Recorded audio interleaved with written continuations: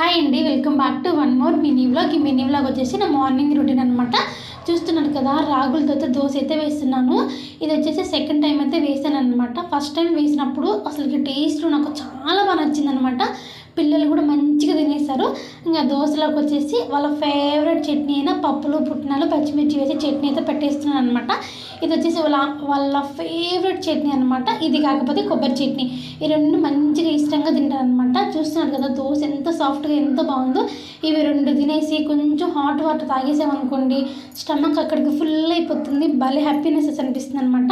ఇంకా ఆఫ్టర్నూన్కి వచ్చేసి కొంపదీసి లెమన్ రైస్ అనుకుంటున్నారా ఏంటి? కాదండి బాబు, అన్నం ఏదైనా వేరే కర్రీ చేసే అంత టైం లేదు అనుకున్నప్పుడు ఇలా సింపుల్గా అన్నాన్ని వచ్చేసి తాలింపు అయితే వేసేస్తుంటాను అనమాట. దాంట్లోకి ఉత్త ఆనియన్ పెట్టుకుని తిన్నా సరే చాలా అంటే చాలా టేస్ట్గా ఉంటుంది.